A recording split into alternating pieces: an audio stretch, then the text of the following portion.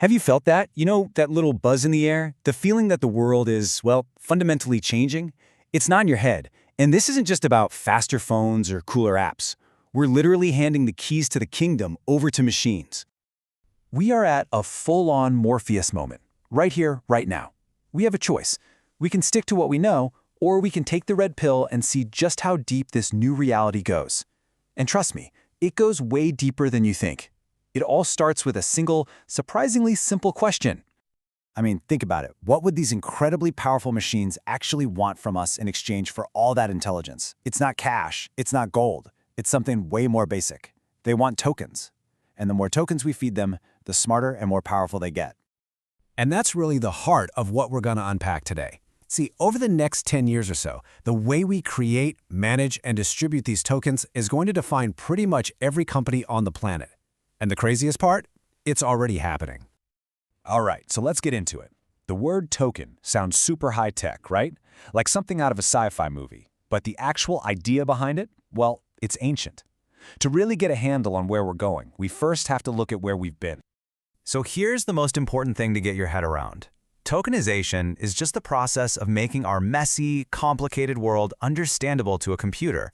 It's how we translate things like money or contracts or even our own identities into a language that software can finally process and, do something with.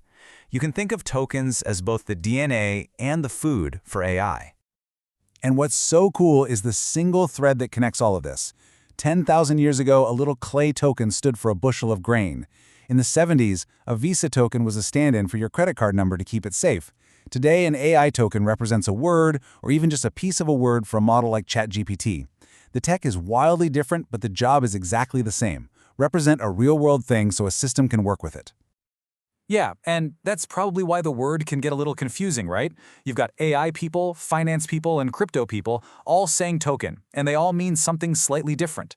But here's the key. It doesn't matter what the context is. A token is always a translator. It's a bridge between our world and the digital world, making something real accessible to software.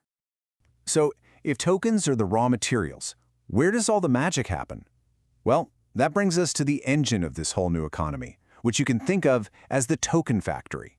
This is the place where raw, messy data goes in one end and pure, valuable intelligence comes out the other.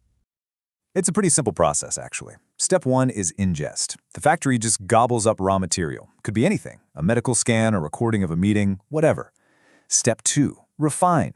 This is where expertise comes in, either from a human or a specialized AI to add context and knowledge. Then, step 3 is create. The factory spits out something way more valuable, like a super accurate diagnosis or a perfect summary of that meeting with action items. And this is so important. Not all tokens have the same value. Some, like the generic data scraped from the web, are a dime a dozen. The really valuable tokens, the ones that matter, are the ones that are scarce. Look at that last category, personalization. The data about you, your unique identity, your memories, your context. That is stuff you can't just find online. It has to be earned. So who's actually running these token factories? Well, the workers are this new breed of software called AI agents. The simplest way to think about them is as little autonomous programs that can see what's going on, make a decision, and then actually do something to reach a goal. They're the ones out there collecting, refining, and using tokens to make things happen in the real world. I know. Token factories and AI agents, it all sounds a little abstract, a little out there. But the impact of all this is about to get very, very real for all of us. Okay, let's start with something we can all complain about together. This number, $800 billion. That is how much U.S. businesses lose every single year because of bad customer service. We've all been there, right? Stuck on hold for an hour, arguing with a chatbot that doesn't get it. It's just awful. And this is the solution. AI agents aren't just a tiny bit better at this, they're a total game changer. I mean, just look at this chart. They work 24/7, they respond instantly, and they cost a tiny fraction of what human support does. And they get smarter with every single conversation. That $800 billion problem? Yeah, it's about to just disappear. Now, imagine taking that same power and putting it to work in your own life.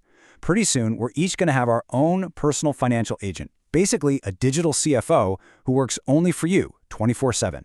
It'll manage your money, find you the best deals, and yeah, finally, cancel all the subscriptions you forgot you were paying for. This isn't just a convenience, it's like giving everyone their own personal wealth manager. And this all leads us to the single most important idea in this entire explainer. When intelligence itself becomes cheap, basically free, the whole economic playbook gets thrown out the window. The new fight isn't over who has the best software, it's for the fuel. In this new world, your data is the new oil. And you're the oil field. So let's ask, what might be the most important question for the next decade? When intelligence is everywhere for almost no cost, what's the one thing that actually becomes rare? What's the thing that becomes truly valuable? The answer is so simple, and it's so incredibly human. In a world of infinite choices and endless noise, the only things that are really scarce are your attention, what you decide to focus on, and your trust, who you decide to believe. And the companies that win in the future, they're going to be built on this one idea. They're going to create something called a trust flywheel. It works like this. They give you a genuinely great service, which earns your trust. Because you trust them, you give them more of your data, your valuable personalization tokens. And with that data, they make their service even better for you, which earns them even more of your trust. It just keeps spinning faster and faster. That becomes their unbeatable advantage. So when you boil it all down, the token revolution isn't really about technology at all. It's about you. Your personal data, all those little tokens that make you, is becoming your most valuable asset. So the biggest decision you're going to have to make in this new world isn't what to buy, it's who to trust. Because the company you trust with your tokens, that's the company that gets to write your future.